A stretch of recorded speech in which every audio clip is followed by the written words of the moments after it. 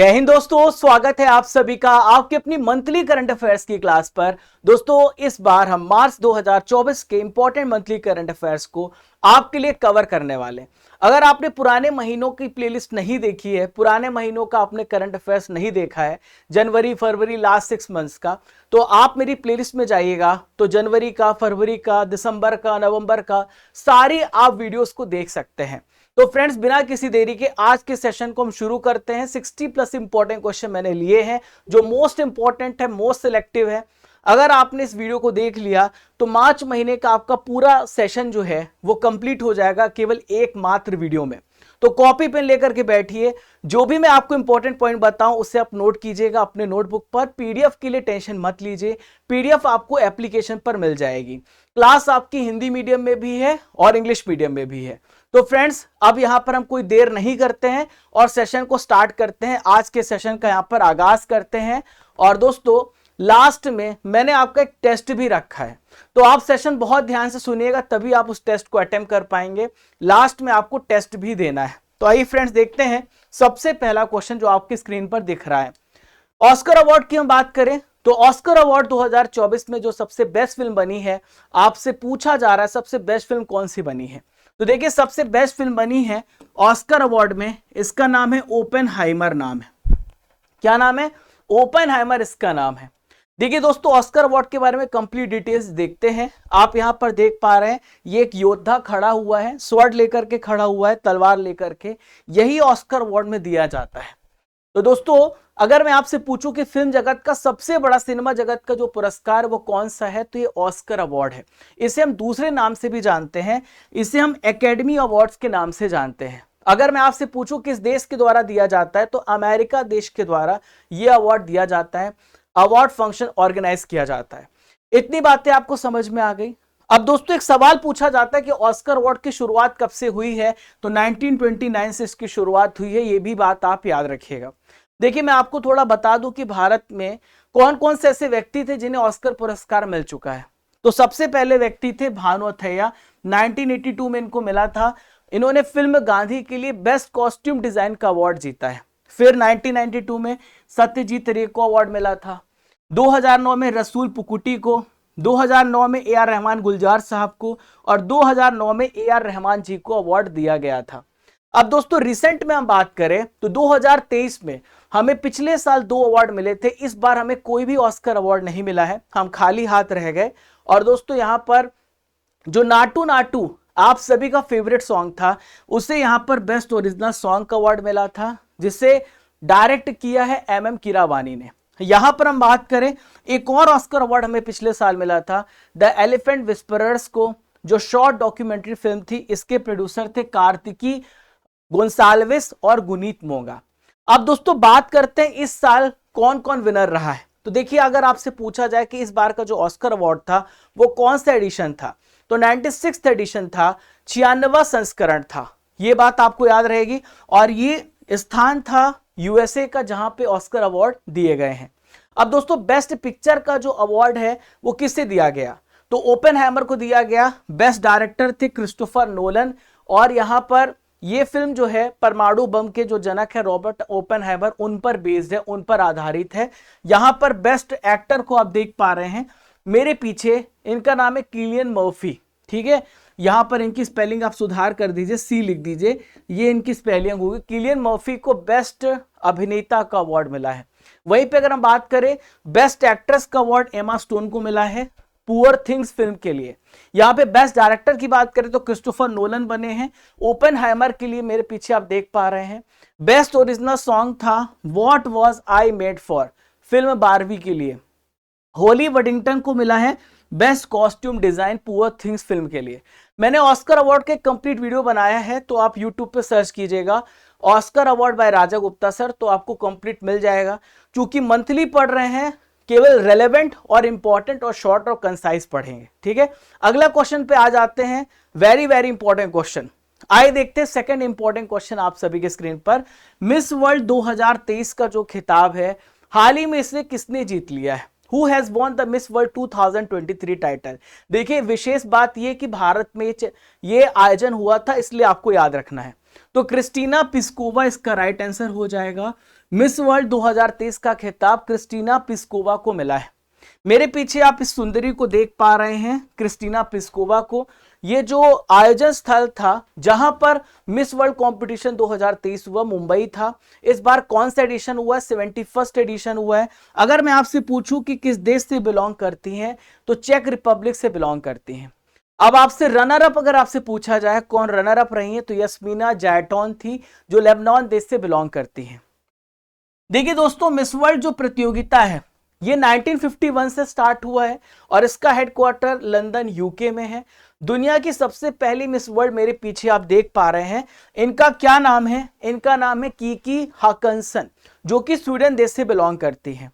तो भारत में जो पहली बार मिस वर्ल्ड का आयोजन हुआ था 1996 में हुआ था। इस बार 2023 में दूसरी बार मिस वर्ल्ड का आयोजन हुआ है। भारत की जो मिस वर्ल्ड रही हैं, 6 मिस वर्ल्ड रही हैं। सबसे पहले रीता फारिया थी 1966 में, फिर ऐश्वर्या राय थी, फिर डायना हेडन थी, फिर युक्ता मुखी थी, प्रियंका चोपड़ा थी, मानुषी छिल्लर। 2017 में भारत को इन्होंने मिस वर्ल्ड का खिताब दिया था। तो 2017 में मानुषी छिल्लर हैं, आप ये बात याद रखिएगा। अगला क्वेश्चन आ जाता है, बात करेंगे संतोष ट्रॉफी की। तो दोस्तों, संतोष ट्रॉफी 2023-24 का जो खिताब है हाल ही में किसने जीत लिया है? आपके सामने अगला क्वेश्चन ये रहा। तो देखिए, संतोष ट्रॉफी की हम बात कर रहे हैं, तो सर्विसेज ने संतोष ट्रॉफी को अपने नाम किया है। किसने जीता है? सर्विसेज ने जीता है यहां पर संतोष ट्रॉफी को। सबसे पहले संतोष ट्रॉफी किस गेम से रिलेटेड है ये आपसे पूछा जाएगा, तो फुटबॉल से रिलेटेड है। ये हुआ कहां पर? अरुणाचल प्रदेश स्टेट पर इसका आयोजन हुआ। 77th एडिशन था। यहां पर अगर आपसे पूछा जाए कि रनर अप कौन था, तो गोवा यहां पर रनर अप थी। जो टॉप गोल स्कोरर था वो थे फिजाम सानाथोई मेइतेई, जो कि मणिपुर से बिलोंग करते हैं। इन्होंने टोटल यहां पर 9 गोल किए हैं। अगर मैं आपसे पूछूं सबसे बेस्ट प्लेयर कौन थे, तो ये थे समीर मुर्मू। सबसे बेस्ट गोलकीपर कौन थे, ये आपसे पूछा जा सकता है। सयाद बिन अब्दुल कादिर थे सबसे बेस्ट गोलकीपर। अगले क्वेश्चन की तरफ बढ़ते दोस्तों, मोस्ट इंपॉर्टेंट, एग्जाम में 200% यहां से प्रश्न बनेगा। हम बात करेंगे महिला premier league, women's premier league की, जो जिसका आयोजन दूसरी बार हुआ है। तो महिला प्रीमियर लीग 2024 का जो खिताब है हाल ही में किसने जीत लिया है? तो फ्रेंड्स, आपको याद रखना है, महिला प्रीमियर लीग को आरसीबी ने जीता है। दोस्तों, जो पुरुष का जो आरसीबी है, यानी जो मेल टीम है, उन्होंने आज तक कोई यहां पर ट्रॉफी नहीं जीती है, लेकिन यहां पे महिलाओं ने, यहां पर आरसीबी ने इसको जीत लिया है। और दोस्तों, यहां पर आप देख पा रहे स्मृति मंधाना जो इसकी कैप्टन थी। अब आपसे ये पूछा जा सकता है, ये खिताब जो है जीता इन्होंने किसको हरा करके जीता है? तो दिल्ली कैपिटल्स को हरा करके जीता है। फाइनल मैच कहां पर हुआ था? अरुण जेटली स्टेडियम में हुआ था।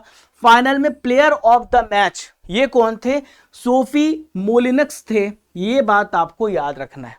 देखिए, 2023 में जो पहला एडिशन था, मुंबई इंडियंस उसका विजेता बना था।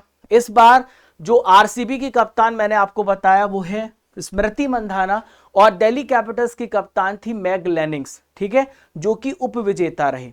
जो विनर टीम थी उसको 6 करोड़ रुपए मिले हैं, और जो रनर अप टीम थी उसको 3 करोड़ रुपए मिले हैं। दोस्तों, यहां पे अगला क्वेश्चन आप सभी की स्क्रीन पर ये रहा, नाटो का 32वां सदस्य देश हाल ही में कौन सा बना है? आपसे पूछा जा रहा है, who has become the 32 member of NATO. तो देखिए, हाल ही में नाटो में 32वां देश शामिल हो गया है, वो है स्वीडन। 31st देश जो अभी हाल ही में शामिल हुआ है, ये भी आपको याद रखना है, फिनलैंड, और इसके बाद स्वीडन। दोनों देशों का नाम आपको याद रखना है, क्योंकि एग्जाम में नाटो से संबंधित प्रश्न आपसे अवश्य पूछा जाएगा। अब दोस्तों, बात करते हैं नाटो के बारे में। तो नाटो का फुल फॉर्म होता है नॉर्थ अटलांटिक ट्रीटी ऑर्गेनाइजेशन। दोस्तों, इसमें जो यूरोप के बहुत सारे देश हैं और जो नॉर्थ अमेरिका के देश हैं, वो दोनों मिलाकर के नॉर्थ अटलांटिक ट्रीटी ऑर्गेनाइजेशन के मेंबर हैं।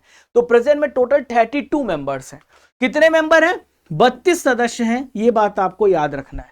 1949 में नाटो की स्थापना हुई है और ब्रुसेल्स बेल्जियम में इसका हेडक्वार्टर है। यहां पे अगर हम सेक्रेटरी जनरल की बात करें तो जेन्स स्टोल्टेनबर्ग प्रेजेंट में महासचिव है।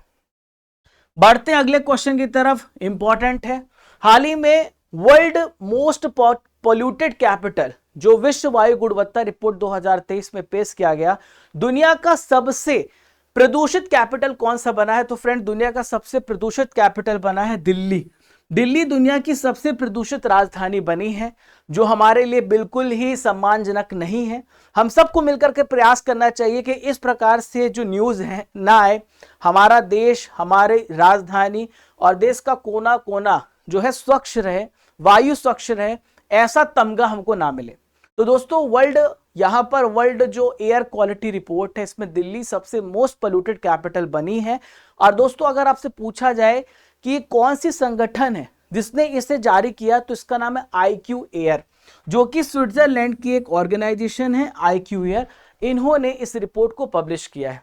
यहाँ पे सबसे प्रदूषित जो देश है वो बांग्लादेश है, दूसरा सबसे जो पोल्यूटेड कंट्री है वो पाकिस्तान है, और तीसरा नंबर हमारा आता है। तो 134 कंट्रीज में हम थर्ड प्लेस पर आते हैं, ये बात आपको याद रखना है। प्यारे साथियों, मैं आपको कुछ महत्वपूर्ण जानकारी दे दूं जो आपको जानना भी चाहिए। दोस्तों 1 अप्रैल से मैं बायोलॉजी साइंस का एक कंप्लीट बैच निकाल रहा हूं, और वहां पे मैं शुरुआत करूंगा बायोलॉजी से। आपको यहां पर केवल 199 की फीस के साथ आपको ये बैच ज्वाइन करना है, जहां पर आपको live record classes, topic wise class note, topic wise test, Hindi English दोनों मीडियम में क्लास, वैलिडिटी 2 साल तक, प्रीवियस ईयर क्वेश्चन के साथ आपको पूरी क्लास मिलने वाली है। तो आप देर ना करें, अभी जाकर के रजिस्टर करें। आपको गूगल प्ले स्टोर पे जाना है, स्टडी कर एप्लीकेशन डाउनलोड करना है, हमारा स्टडी कर एप्लीकेशन है। इसके अलावा दोस्तों राजेश सर पहले से ही इनका भूगोल का बैच चल रहा है, 10 क्लासेस हो चुकी हैं, लेकिन आप रिकॉर्डेड पढ़ सकते हैं फास्ट बोर्ड पर, तो आप इनके बैच को भी ज्वाइन कर सकते हैं। 11 बजे इनकी क्लास रहती है। और फिर अयाज सर बेहतरीन मैथ्स पढ़ा रहे हैं, मैं आपको बता दूं 10 ईयर के मैथ्स एक्सपर्ट हैं, आपके पूरे मैथ्स के सारे कॉन्सेप्ट क्लियर कर देंगे। और यहाँ पर इनकी 10 बजे क्लास होती है, आप इसमें ज्वाइन हो सकते हैं। दोस्तों मैं आपको बता दूं बहुत सारी ई बुक मैंने लॉन्च की है, जैसे भारतीय संविधान की, विज्ञान की, जो आप डाउनलोड कर सकते हैं एप्लीकेशन में ही। तो स्टडी कर एप्लीकेशन को डाउनलोड करने के बाद आप जो है यहाँ पर जो है टॉपिक वाइज चीजें यहाँ पर आपको मिलेंगी, टॉपिक वाइज नोट्स भी मिलेंगे। आप ये बात ध्यान रखिएगा। राजा गुप्ता करंट अफेयर्स हमारा टेलीग्राम चैनल है, आप इसे ज्वाइन कर लेना for important news updates and notification, ठीक है। और चैनल पर पहली बार है, don't forget to subscribe, like, share and comment. दोस्तों ये मेरा इंस्टाग्राम हैंडल है राजा गुप्ता _ऑफिशियल। आप यहां पर मुझे पर्सनली मैसेज भी कर सकते हैं, कोई क्वेरी हो तो कमेंट बॉक्स पे भी आप मैसेज कर सकते हैं। चलिए 7th क्वेश्चन पे चलते हैं, जो बहुत ज्यादा इंपॉर्टेंट है। हाल ही में केंद्र सरकार ने सिटीजनशिप अमेंडमेंट एक्ट लागू किया है। इसके तहत किस देश से आए हुए जो गैर मुस्लिम शरणार्थी हैं उनको सिटीजनशिप मिलेगी, नागरिकता मिलेगी, ये क्वेश्चन पूछा जा रहा है। तो आपको 3 देशों का नाम याद रखना है। तो ऐसे शरणार्थी जो पाकिस्तान से बिलोंग करते हैं, बांग्लादेश से बिलोंग करते हैं, अफगानिस्तान से बिलोंग करते हैं, लेकिन वो मुस्लिम नहीं होने चाहिए। गैर मुस्लिम शरणार्थी को ही भारत यहां पे मौका दे रहा है। CAA के तहत वो भारत की नागरिकता प्राप्त कर सकते हैं। दोस्तों 11 मार्च 2024 की डेट भी आपको याद रखनी, जब हमारी केंद्र सरकार ने CAA का लेकर के नोटिफिकेशन जारी किया है, और ये जो कानून है पूरे देश में अब लागू हो चुका है। तो CAA को हिंदी में बोलते हैं नागरिकता संशोधन कानून। दोस्तों पाकिस्तान, बांग्लादेश, अफगानिस्तान से जितने भी मुस्लिम शरणार्थी हैं, तो गैर मुस्लिम शरणार्थी हैं, उनको यहां पर मौका दिया गया है भारत की सिटीजनशिप लेने का। वो हिंदू हो सकते हैं, सिख हो सकते हैं, बौद्ध, जैन, पारसी, ईसाई कम्युनिटी से बिलोंग कर सकते हैं। तो 31 दिसंबर 2014 से पहले जो भी पाकिस्तान, अफगानिस्तान, बांग्लादेश में रह रहे हैं और धार्मिक आधार पर वो प्रताड़ित हो रहे हैं और वो इस कम्युनिटी से बिलोंग करते हैं, तो भारत की नागरिकता प्राप्त कर सकते हैं। इसके लिए CAA 2019 एप्लीकेशन भी है, CAA 2019, उसमें जाकर के रजिस्टर कर सकते हैं। अगले क्वेश्चन पे बढ़ते हैं। हाल ही में DRDO ने अग्नि 5 मिसाइल का सफल परीक्षण किया है, इसकी रेंज क्या है? DRDO has successfully test fired Agni 5 missile. What is its range?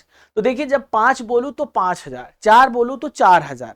तो अग्नि 5 का जो रेंज है फ्रेंड्स वो 5000 किलोमीटर है। अगर यहां से भारत ने अग्नि 5 मिसाइल को दागा तो सीधे वो अमेरिका को हिट कर सकता है। ये इंटरकॉन्टिनेंटल बैलिस्टिक मिसाइल है, ठीक है।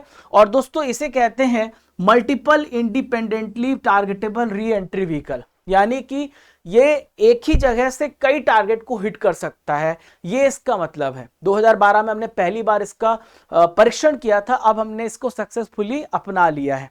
इसे कहते हैं इंटरकॉन्टिनेंटल बैलिस्टिक मिसाइल, यानी एक महाद्वीप से दूसरे महाद्वीप को टारगेट कर सकती है, इसका ये मतलब है जो मैंने आपको बताया है। ठीक है, तो दोस्तों डीआरडीओ ने इसे तैयार किया है। भारत में एक ऐसी संस्था है जो क्या करती है, हथियारों का मॉडर्नाइजेशन करती है, हथियार बनाती है, डीआरडीओ, और यहां पे इसकी रेंज 5000 किलोमीटर है। अगले क्वेश्चन पे बढ़ते हैं। हाल ही में चुनाव आयुक्त के रूप में किसे अपॉइंट किया गया है? Who has been recently appointed as the election commissioner. तो दोस्तों यहां पर सुखबीर संधू और ज्ञानेश कुमार, इसका राइट आंसर हो जाएगा। तो इन दोनों व्यक्तियों को यहां पर चुनाव आयुक्त के रूप में अपॉइंट किया गया है, नियुक्त किया गया है। अब देखिए एक इंपॉर्टेंट प्रश्न बनता है कि जो उनकी अपॉइंटमेंट की गई है तो उसमें एक पैनल है, उस पैनल में आपको 3 व्यक्ति देखने को मिलेंगे। एक प्राइम मिनिस्टर देखने को मिलेंगे, सेकंड लोकसभा विपक्ष के नेता देखने को मिलेंगे, और तीसरे प्राइम मिनिस्टर के द्वारा कोई भी ऐसा सदस्य जिसको केंद्रीय कैबिनेट का दर्जा प्राप्त हो। तो ये 3 लोग मिलकर के यहां पर चुनाव आयुक्त की नियुक्ति करते, मुख्य चुनाव आयुक्त की नियुक्ति करते, इस पैनल के द्वारा नियुक्ति होती है। देखिए फ्रेंड्स, एक सवाल आता है कि भारत का जो चुनाव आयोग है, भारत का जो इलेक्शन कमीशन है, आपसे पूछा जाता है कि भारत का जो इलेक्शन कमीशन है इसकी स्थापना कब हुई है? तो देखिए भारत के जो इलेक्शन कमीशन की स्थापना हुई है, ये हुई है 25 जनवरी 1950 को, ये बात आपको याद रखना है। और भारत में लोकसभा का चुनाव, राज्यसभा का चुनाव, जितनी भी राज्य की विधानसभा है और राज्य के जो राष्ट्रपति हैं, देश के राष्ट्रपति हैं, उपराष्ट्रपति हैं, उन सब का चुनाव कराने का काम भारत के चुनाव आयोग का है। आर्टिकल 324 से लेकर 329 तक इलेक्शन कमीशन के बारे में बताया गया है। और मुख्य चुनाव आयुक्त तो प्रेजेंट में कौन है? राजीव कुमार जी है। ठीक है, जिनका कार्यकाल 6 साल का होता है और 65 वर्ष की आयु जो पूरा हो जाए वो उनका कार्यकाल होता है। और मुख्य चुनाव आयुक्त को राष्ट्रपति के द्वारा शपथ दिलाई जाती है, बात आप याद रखिएगा। अगले प्रश्न की तरफ बढ़ते हैं। नेक्स्ट क्वेश्चन आप सभी स्क्रीन पर ये रहा। जो सेला टनल है, हाल ही में इसका उद्घाटन किस राज्य में किया गया है? Sela tunnel has been inaugurated in which state? तो फ्रेंड्स इसका राइट आंसर हो जाएगा अरुणाचल प्रदेश, इसका सही उत्तर है। अरुणाचल प्रदेश में सेला टनल का उद्घाटन किया गया है। कहां पर? अरुणाचल प्रदेश में। दोस्तों 9 मार्च को इसमें उद्घाटन किया गया। अरुणाचल प्रदेश में आपको एक जिला देखने को मिलेगा, इसका नाम है पश्चिम कामेंग जिला। तो यहां पर बैसाखी नाम का है, जिले के बैसाखी में 13,000 फीट की ऊंचाई पर सेला टनल का इनॉग्रेशन किया गया है। और इसकी घोषणा केंद्र सरकार ने 2018 में कर दी थी कि हम इसका कंस्ट्रक्शन करने वाले हैं। तो दोस्तों दुनिया का सबसे ऊंचा लंबी डबल लेन का टनल है। इस टनल की लंबाई 1.5 किलोमीटर है। दोस्तों टनल जो है चीन बॉर्डर से लगे तवांग को हर मौसम में रोड कनेक्टिविटी प्रदान करेगा। जब हमें चाइना पर अटैक करना होगा तो स्ट्रेटेजिक रूप से हमारी सेनाओं को सुविधा दी जाएगी इस टनल के माध्यम से। और ये टनल जो है बीआरओ के द्वारा, यानी बॉर्डर रोड ऑर्गेनाइजेशन के द्वारा इसे बनाया गया है। अगला क्वेश्चन आप सभी के स्क्रीन पर ये रहा। दुनिया का सबसे बड़ा हथियार आयातक देश कौन सा बना है? Which country has become the world's largest arms importer? तो फ्रेंड्स दुनिया में सबसे ज्यादा जो हथियार का इंपोर्ट कर रहा है वो भारत इसका इंपोर्ट कर रहा है। और सिप्री ने इस रिपोर्ट को पेश किया है जिसे हम बोलते हैं Stockholm International Peace Research Institute. India सबसे ज्यादा आर्म्स का इंपोर्ट कर रहा है। पिछले 5 सालों में सबसे ज्यादा हथियार भारत ने खरीदे हैं, इस रिपोर्ट में बताया गया है। देखिए सऊदी अरब का नंबर दूसरा आता है, दूसरा सबसे लार्जेस्ट इंपोर्टर है। और कतर जो है तीसरा सबसे लार्जेस्ट इंपोर्टर है। अब हम बात करेंगे उस देश की जो सबसे ज्यादा हथियार को सप्लाई करता है, तो अमेरिका 52% हथियारों की सप्लाई करता है। इसके बाद नाम आता है फ्रांस का, फिर आता है इटली का, और फिर आता है जर्मनी का। चलिए अगले क्वेश्चन की तरफ बढ़ते हैं। हरियाणा के जो नए मुख्यमंत्री बने हैं इनका क्या नाम है? Who is the new chief minister of Haryana? तो फ्रेंड्स हरियाणा के जो नए चीफ मिनिस्टर बने हैं इनका नाम है नायाब सिंह सैनी। क्या नाम है इनका? नायाब सिंह सैनी नाम है। दोस्तों मनोहर लाल खट्टर ने इस्तीफा दे दिया है। और दोस्तों इनकी जो इनकी कोलिशन गवर्नमेंट थी वो टूट गई है और नायाब सिंह सैनी को नया लीडर बनाया गया है। और यहाँ पे बीजेपी और जननायक जनता पार्टी जेजेपी का जो गठबंधन था टूट गया है। मनोहर लाल खट्टर यहाँ पर मुख्यमंत्री के पद से इन्होंने इस्तीफा दे दिया है। और यहां पर आप देख पा रहे हैं नायाब सिंह सैनी को, जो यहां पर चीफ मिनिस्टर बने हैं। क्लियर है? ओके। अब दोस्तों हरियाणा की हम बात कर लेते हैं। तो हरियाणा जो है पंजाब से 1966 में अलग हुआ था। हरियाणा की कैपिटल चंडीगढ़ है। प्रेजेंट में इसके गवर्नर बंडारू दत्तात्रेय हैं। विधानसभा सीटें यहां पे 90 हैं, राज्यसभा सीटें यहां 5 है, लोकसभा सीटें यहां पे 10 है। अगला प्रश्न आप सभी के स्क्रीन पर ये रहा। राष्ट्रीय अनुसूचित जाति आयोग के हाल ही में अध्यक्ष कौन बने हैं? Who has become the chairman of national commission for scheduled caste? तो दोस्तों इसका राइट आंसर हो जाएगा किशोर मकवाना, इसका सही उत्तर हो जाएगा। किशोर मकवाना राष्ट्रीय अनुसूचित जाति आयोग के अध्यक्ष बने हैं। ये भाजपा में जो गुजरात यूनिट है वहां पे प्रवक्ता के रूप में भी काम कर रहे हैं मकवाना। अब इनको क्या बना दिया गया है? राष्ट्रीय अनुसूचित जाति आयोग का अध्यक्ष बनाया गया है। अब दोस्तों बात करें राष्ट्रीय अनुसूचित जाति आयोग की, 2004 में इस आयोग का गठन हुआ था और यह एक प्रकार का कॉन्स्टिट्यूशनल बॉडी है। संविधान में पहले से इसके बारे में वर्णन किया गया है। अनुसूचित जातियों से का जो शोषण होता है, उनके खिलाफ जो गलत कृत्य होता है, तो उनको सुरक्षा प्रदान करना और साथ ही साथ सोल्यूशन देना, यहाँ पे सजेशन देना national commission for scheduled caste का काम है। अगले प्रश्न की तरफ बढ़ते हैं। हाल ही में विश्व खुशहाली सूचकांक रिपोर्ट जारी किया गया। भारत को कौन सी रैंक मिली है? तो विश्व खुशहाली सूचकांक में हमारी स्थिति थोड़ी बेहतर हुई है और हम यहाँ पर 126 प्लेस पर पहुंच गए हैं, 126 स्थान पर पहुंच गए हैं। दोस्तों इस रिपोर्ट को किसने जारी किया है?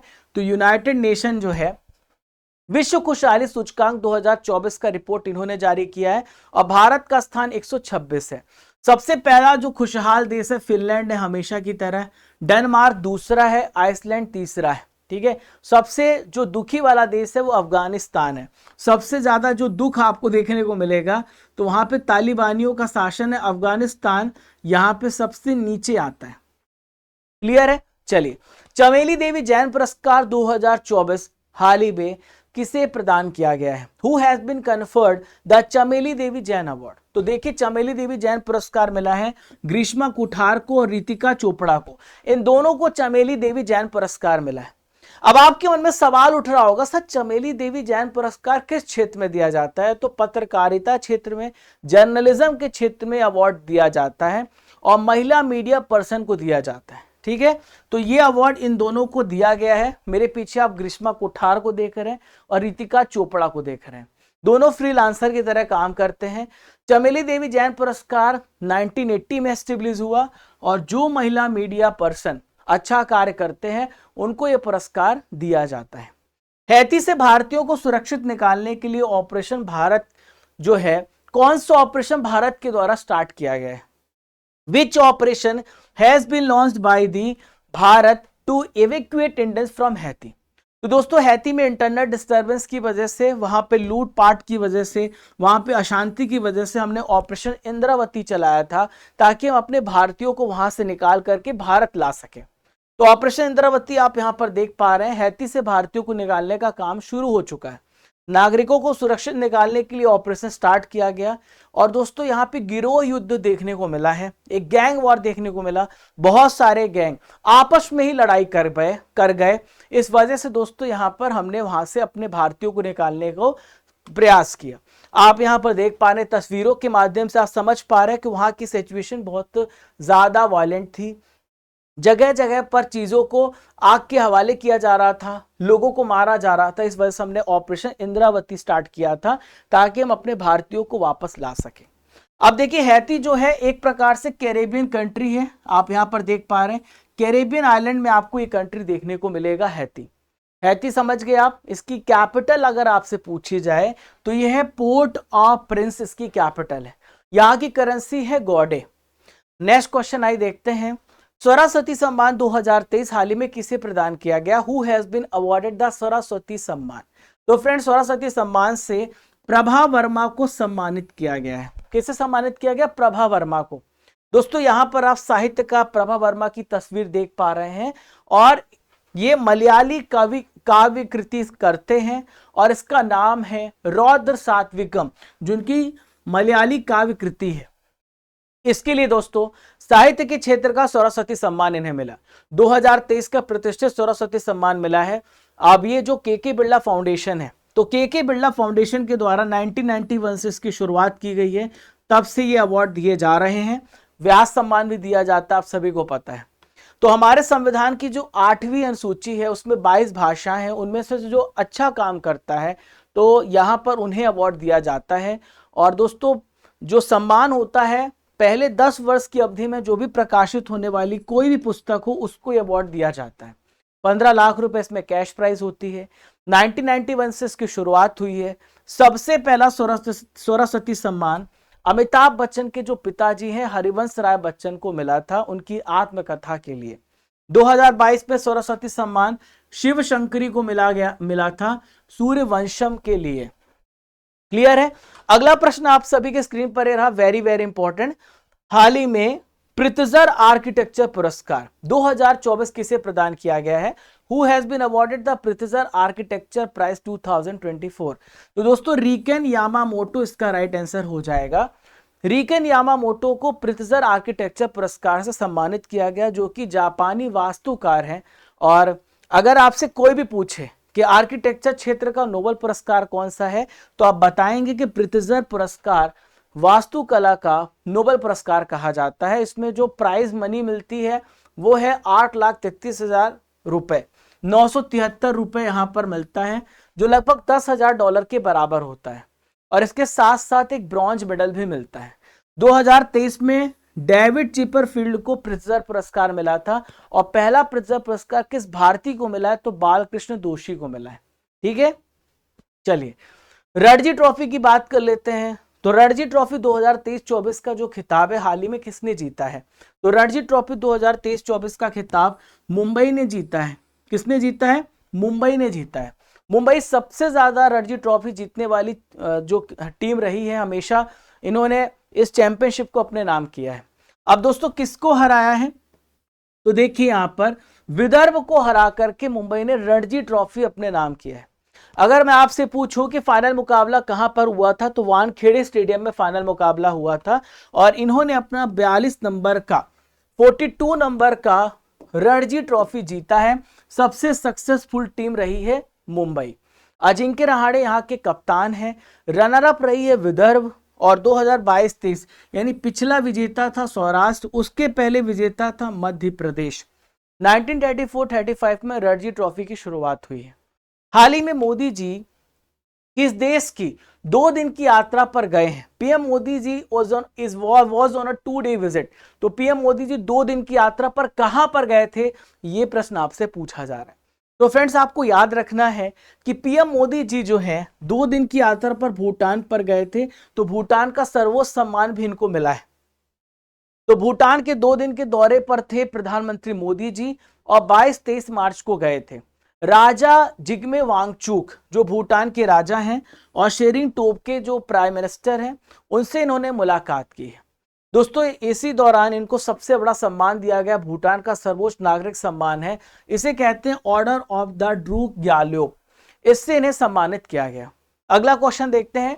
संयुक्त सैन्य अभ्यास लमिते 2024 भारत और किस देश के बीच में किया जाएगा? लमिते 2024 का जो अभ्यास है वो किसके बीच में होता है? तो दोस्तों ये जो अभ्यास होता है भारत और सेशल्स के बीच में होता है। किसके बीच में होता है? भारत और सेशल्स के बीच में होता है। तो दोस्तों भारत की तरफ से गोरखा राइफल्स ने पार्टिसिपेट किया है। लमिते का मतलब होता है हिंदी में मित्रता। ठीक है, सेशल्स की हम बात करें तो आप यहां पे अफ्रीका कॉन्टिनेंट का मैप देख रहे हैं।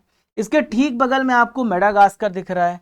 इसके ठीक बगल में आपको सेशल्स देखने को मिल रहा है, जो कि एक आइलैंड कंट्री है। 115 आइलैंड से मिलकर के बना है सेशल्स। इसकी कैपिटल विक्टोरिया है और करेंसी है सेशल्सी रुपया। यहाँ के राष्ट्रपति हैं वैवल राम कलावन जी, उपराष्ट्रपति अहमद अफीक है। और दोस्तों 1976 में सेशल्स इंडिपेंडेंट हुआ था यूनाइटेड किंगडम से। बहुत सारे युद्ध अभ्यास है जो आपसे पूछे जाते हैं, जैसे विनबैक्स किसके बीच में होता है? तो भारत और वियतनाम के बीच में। भारत कजाकिस्तान के बीच में काजिंद होता है। भारत ऑस्ट्रेलिया के बीच में ऑस इंडेक्स होता है। भारत और सिंगापुर के बीच में सिम्बेक्स अभ्यास होता है। चलिए अगले क्वेश्चन की तरफ बढ़ते हैं फ्रेंड्स। महाराष्ट्र का जो अहमदनगर है, अभी हाल ही में इसका नाम चेंज हो गया है। इसका नाम चेंज करके क्या किया गया? तो महाराष्ट्र का जो अहमदनगर है अब ये अहिल्या नगर के नाम से जाना जाएगा। किसके नाम से जाना जाएगा? अहिल्या नगर के नाम से जाना जाएगा, इसका नाम चेंज कर दिया गया है। अहिल्याबाई की हम बात करें तो 18वीं सेंचुरी के दौरान मालवा प्रांत की बहुत बड़ी शासक रही हैं और 1725 में और इनका जन्म हुआ था अहमदनगर जिले में।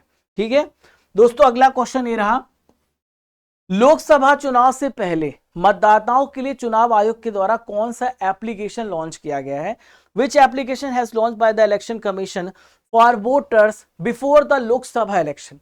तो दोस्तों यहां पर इस एप्लीकेशन का नाम है नो योर कैंडिडेट। क्या नाम है इसका? नो योर कैंडिडेट इसका नाम है। यानी आप अपने कैंडिडेट के बारे में जानिए कि कोई भी आपराधिक रिकॉर्ड वो रखता है तो आप इस एप्लीकेशन के माध्यम से अपने कैंडिडेट के बारे में मतदाता जान सकता है। ठीक है, तो यहां पर चुनाव प्रक्रिया को बहुत ट्रांसपेरेंट बनाना और साथ ही साथ अकाउंटेबल बनाना चुनाव आयोग का मकसद है, इसी वजह से इसे यहां पर लॉन्च किया गया।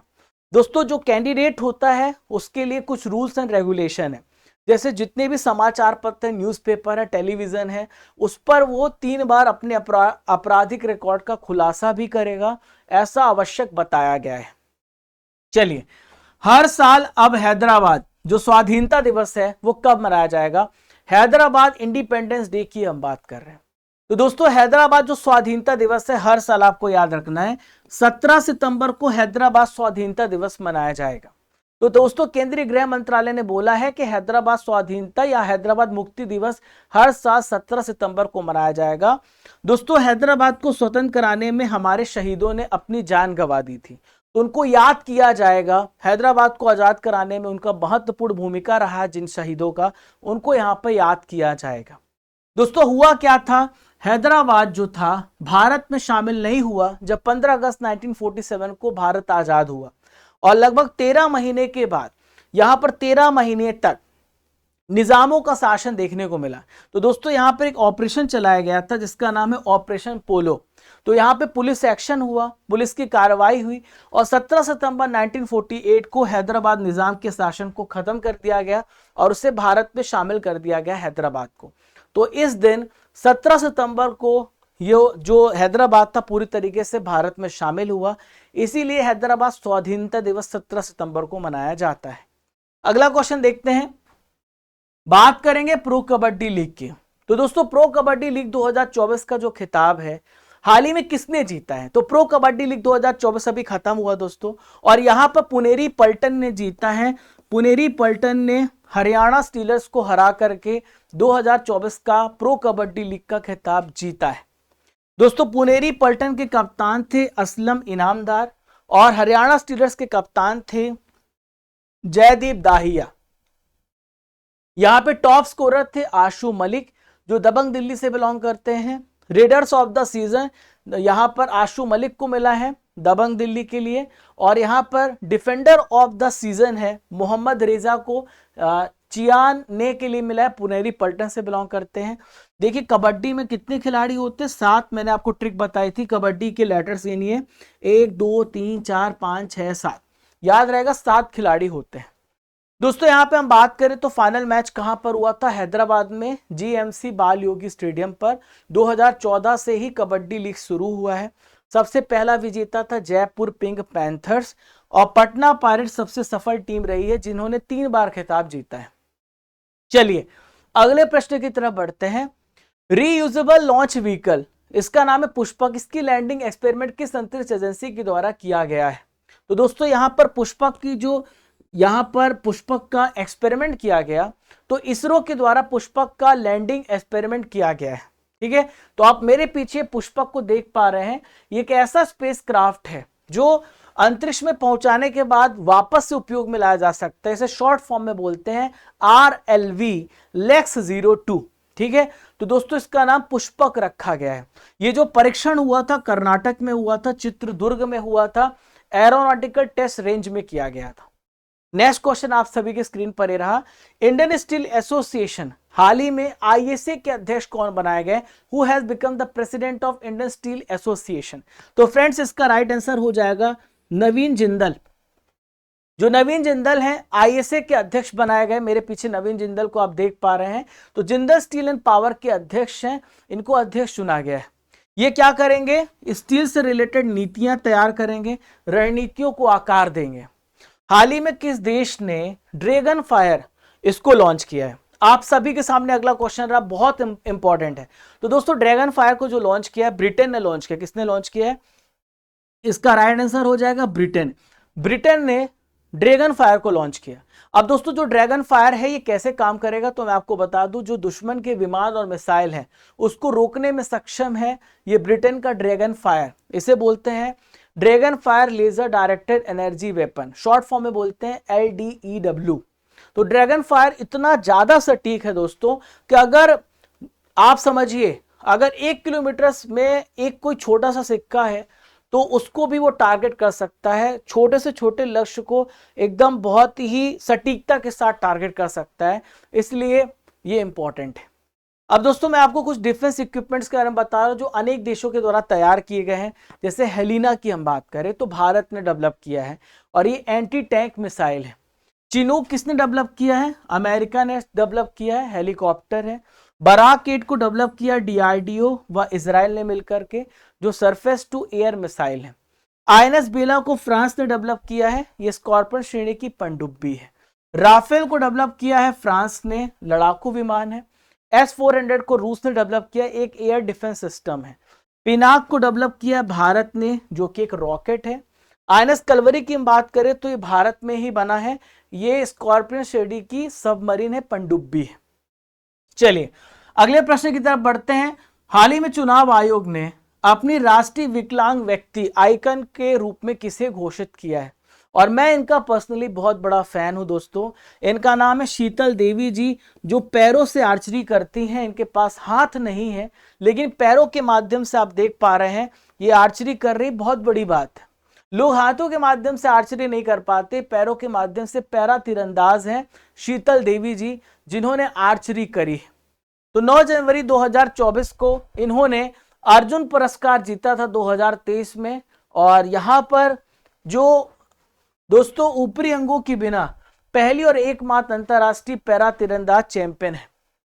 चलिए अगले प्रश्न की तरफ बढ़ते हैं। लोकसभा चुनाव की हम बात करेंगे जो होने वाला है दोस्तों, इंपॉर्टेंट क्वेश्चन है।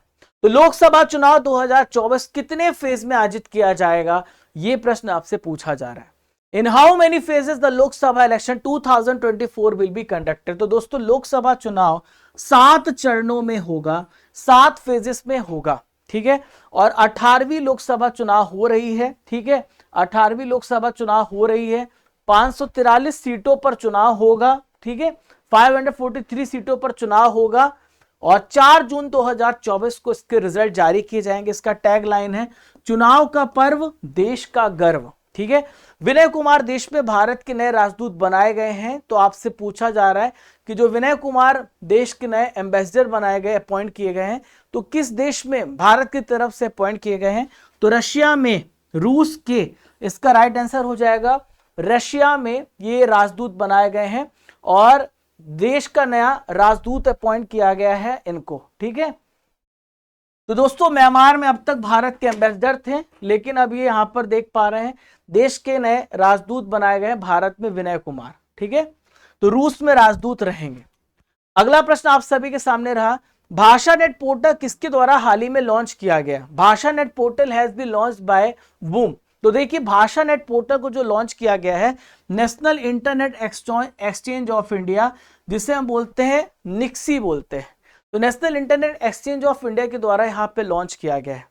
तो दोस्तों डिजिटल समावेशन, यहाँ पर जो डिजिटल इंक्लूजन है उसको बढ़ाने के लिए यहाँ पर भाषा नेट पोर्टल को लॉन्च किया गया है और इसकी लॉन्चिंग की है यूनिवर्सल एक्सेप्टेंस दिवस के अवसर पर। निक्सी की हम बात करें तो एक गैर लाभकारी कंपनी, नॉन प्रॉफिट कंपनी है जो बेहतर इंटरनेट सेवाओं की सुविधा प्रदान करने का कार्य करती है। अगला प्रश्न ये रहा, त्रिनेत्र ऐप 2.0 हाल ही में किस राज्य की पुलिस ने लॉन्च किया है? Trinetra application 2.0 has been launched by which state police.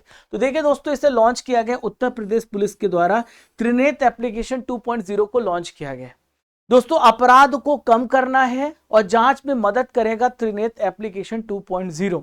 Uttar Pradesh के डीजीपी हैं प्रशांत कुमार जी और एडीजी कानून व्यवस्था अमिताभ यश है। तो इन्होंने त्रिनेत्र एप्लीकेशन 2.0 को लॉन्च किया है।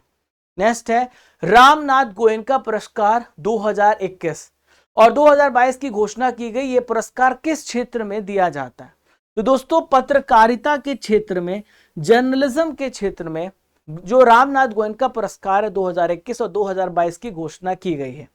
तो 17वां संस्करण का यहां पर आयोजन हुआ, न्यू दिल्ली में हुआ। 13 श्रेणियों में दिया जाता है, लेकिन मैंने प्रमुख श्रेणियों को ही रखा है जो आपके एग्जाम में पूछा जाएगा। 2005 से ही इस पुरस्कार देने की शुरुआत हुई है और इंडियन एक्सप्रेस अखबार ने इसकी स्थापना की है। और इसके जो संस्थापक मेरे पीछे आप देख पा रहे हैं रामनाथ गोयनका है और इन्हीं के याद में ये पुरस्कार दिए जाते हैं। तो दोस्तों जो प्रमुख पुरस्कार विजेता रहे हैं एक बार उसको भी मैं आपको बता देता हूं। तो प्रिंट मीडिया से यहां पर देखिए हिंदी में जो है विजेता रहे 2021 के कीर्ति दुबे, बीबीसी न्यूज हिंदी रहा है। 2022 का विजेता आनंद चौधरी और इंडिया टुडे पत्रिका रहे। प्रिंट मीडिया क्षेत्रीय भाषा के क्षेत्र में शविता एमके और मातृभूमि दैनिक को मिला 2021 में। 2022 में आनंद मधुसूदन सोवडी और कन्नड़ प्रभा डेली को मिला है। ठीक है। पर्यावरण वैज्ञानिक और प्रौद्योगिकी रिपोर्टिंग में जयश्री नंदी को हिंदुस्तान टाइम्स को मिला है। बसंत तिवारी और आयुष कुमार न्यूज लॉन्ड्री को 2022 का विजेता घोषित किया गया। चलिए फ्रेंड्स अगले प्रश्न की तरफ बढ़ते हैं। हाल ही में इंडियन बैंक एसोसिएशन के जो अध्यक्ष हैं ये कौन चुने गए हैं? Who has been elected as the president of Indian Bank Association? तो फ्रेंड्स इंडियन बैंक एसोसिएशन के अध्यक्ष चुने गए हैं, इनका नाम है एम.बी. राव। क्या नाम है इनका? एम.बी. राव इनका नाम है। देखिए एम.बी. राव का पूरा नाम होता है मातम वेंकटा राव। ये सेंट्रल बैंक इंडिया के एमडी और सीईओ हैं और इनको यहां पर चुना गया है। क्या चुना गया है इनको? इंडियन बैंक एसोसिएशन का अध्यक्ष चुना गया है। 2023-24 के लिए आईबीए के नए अध्यक्ष के रूप में इन्हें चुना गया है और ये अतुल कुमार गोयल का स्थान लेंगे।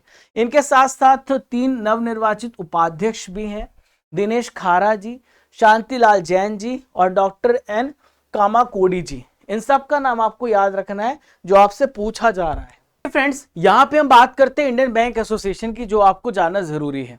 आपने इसके अध्यक्ष के बारे में तो जान लिया। तो इंडियन बैंक एसोसिएशन जो है 1946 में एस्टेब्लिश हुआ है और भारत में इसका काम होता है जो वित्तीय संस्थान है, जितने बैंक हैं उनको सबको एक साथ लेके जाना और उनके विकास पर ध्यान देना। ठीक है। अब दोस्तों यहाँ पे हम बात कर लेते हैं चक्रवाती तूफान की, जो आया है 36 नंबर का क्वेश्चन आप सभी के स्क्रीन पर ये रहा। जो चक्रवाती तूफान है मेगन, हाल ही में मेगन ने किस देश को प्रभावित किया है? Cyclone Megan has affected which country आपसे पूछा जा रहा है। तो फ्रेंड्स आपको याद रखना है इसका राइट आंसर हो जाएगा ऑस्ट्रेलिया। ऑस्ट्रेलिया को मेगन ने अभी प्रभावित किया है और ये जो ऑस्ट्रेलिया का जो नॉर्थ रीजन है, यहां पर आप मैप में देखें तो ऑस्ट्रेलिया का जो नॉर्थ रीजन है इसने उसको प्रभावित किया है। और दोस्तों ये उत्तर पूर्व में बहुत तेजी से इसने भयंकर बारिश ली, जिसकी वजह से जो जनजीवन था वहां का अस्त व्यस्त हो गया है। इसके अलावा दोस्तों जनवरी फरवरी महीने में एक और बड़ा तूफान आया था ऑस्ट्रेलिया में, जिसका नाम है किरिली। अगला क्वेश्चन आप सभी के स्क्रीन पर ही रहा। एविएशन वीक लॉरेट्स अवार्ड हाल ही में किस अंतरिक्ष एजेंसी को प्रदान किया गया है? Which space agency has been awarded the Aviation Week Laureates award? तो दोस्तों यहां पर इसरो को यहां पर चंद्रयान 3 के सक्सेसफुल अचीवमेंट के लिए यहां पर एविएशन वीक लॉरेट्स अवार्ड से सम्मानित किया गया है। हमारे इसरो को यहां पर सम्मानित किया गया है। ये जो अवार्ड है यहां पर किसने इसे एक्सेप्ट किया है? तो भारतीय दूतावास में अमेरिका में है जो उप राजदूत हैं श्री पी आर रंगनाथन, उन्होंने भारत की तरफ से इस अवार्ड को एक्सेप्ट किया है भारत के बिहाफ में। ये जो अवार्ड दिया जाता है तो ये उन सभी व्यक्तियों, उन टीमों को दिया जाता है जो असाधारण उपलब्धियों के लिए काम करते हैं। अगला क्वेश्चन आप सभी की स्क्रीन पर ही रहा। भारतीय पैरालंपिक समिति का जो अध्यक्ष है हाल ही में किसे चुना गया? Who has been elected as the president of Paralympic Committee of India? तो देखिए भारतीय पैरालंपिक समिति का जो अध्यक्ष चुना गया है देवेंद्र झाझरिया को यहां पर चुना गया। किसे चुना गया? देवेंद्र झाझरिया को। मेरे पीछे आप देवेंद्र झाझरिया को देख पा रहे हैं और इससे पहले जो दीपा मलिक थी इस समिति की अध्यक्ष थी। देवेंद्र झाझरिया के अलावा मैं आपको कुछ महत्वपूर्ण संघ के अध्यक्ष बता रहा हूं जो आपसे एग्जाम में पूछे जा सकते हैं। तो मेघना अहलावत ये भारतीय टेबल टेनिस की संघ की अध्यक्ष हैं। अखिल भारतीय फुटबॉल परिसंघ के अध्यक्ष यहां पर कल्याण चौबे हैं। बॉलीवुड फेडरेशन ऑफ इंडिया के अध्यक्ष हैं अच्युत सामंत। भारतीय शतरंज संघ के जो अध्यक्ष हैं वो है संजय कपूर। भारतीय एथलेटिक्स फेडरेशन के अध्यक्ष है आदिल सुमरीवाला। भारतीय मुक्केबाजी संघ के अध्यक्ष है अजय सिंह। अगला प्रश्न आप सभी के स्क्रीन पर ये रहा, हाल ही में पीएम मोदी जी ने किस राज्य में लचित बोरफुकन की 125 फीट की जो ऊंची प्रतिमा है इसका अनावरण किया है? आपसे क्वेश्चन पूछा जा रहा है। 125 feet tall statue of Lachit Borphukan has been established in which state? तो दोस्तों इसका राइट आंसर हो जाएगा असम राज्य में लचित बोरफुकन की 125 फीट की जो प्रतिमा है वो यहां पर इसका अनावरण किया गया है पीएम मोदी जी के द्वारा। आप मेरे पीछे ये जो प्रतिमा देख पा रहे हैं तो असम में जगह है जोरहाट। तो ये अहोम सेनापति हैं लचित बोरफुकन। इन्होंने भारत को रिप्रेजेंट किया है और ब्रिटेन को हराने का प्रयास किया और बहुत बड़े क्रांतिकारी थे। और इस स्टैचू का नाम आपसे पूछा जाए तो आप बताएंगे स्टैचू ऑफ वेलर इसका नाम है, जिससे हम बोलते हैं वीरता की प्रतिमा। इसे रामवंजी सुतार ने तैयार किया है। 84 फीट की ऊंचाई का है और 41 फुट की चौकी पर स्थापित है। तो टोटल इसकी 125 फीट ऊंचाई है। दोस्तों लचित बोरफुकन जो है अहोम साम्राज्य के एक महान सेनापति थे। अहोम साम्राज्य 1228 से लेके 1826 तक ये था और इसके महान सेनापति माने जाते हैं। जो अहोम साम्राज्य है जिसकी स्थापना कब हुई है? 1228 में अहोम साम्राज्य की स्थापना हुई है और एक इंपॉर्टेंट लड़ाई लड़ी थी जिसे हम कहते हैं सराय घाट की लड़ाई, जो कि 1671 में हुआ था। अगला क्वेश्चन आप सभी के स्क्रीन पर ये रहा, राष्ट्रपति द्रौपदी मुर्मू जी ने किस देश के राष्ट्रीय दिवस समारोह में मुख्य अतिथि के रूप में शामिल हुई हैं? तो दोस्तों मॉरिशस के 12 मार्च को इनका राष्ट्रीय दिवस मनाया गया मॉरिशस का, और उस दिवस समारोह में एज अ चीफ गेस्ट राष्ट्रपति द्रौपदी मुर्मू जी शामिल हुई है। ठीक है। और दोस्तों 12 मार्च को मॉरिशस का राष्ट्रीय दिवस मनाया जाता है। मॉरिशस आपको कहां पे देखने को मिलेगा? तो ये मेडागास्कर है, अफ्रीका कॉन्टिनेंट का मैप देख पा रहे हैं। इसके ठीक बगल में आपको मॉरिशस देखने को मिलेगा। मॉरिशस हिंद महासागर में स्थित है। पोर्ट लुइस इसकी कैपिटल है। पृथ्वीराज सिंह रूपन यहाँ के प्रेसिडेंट है। प्रधानमंत्री प्रविंद कुमार जगन्नाथ है। मॉरिशस रुपया यहाँ की करेंसी है।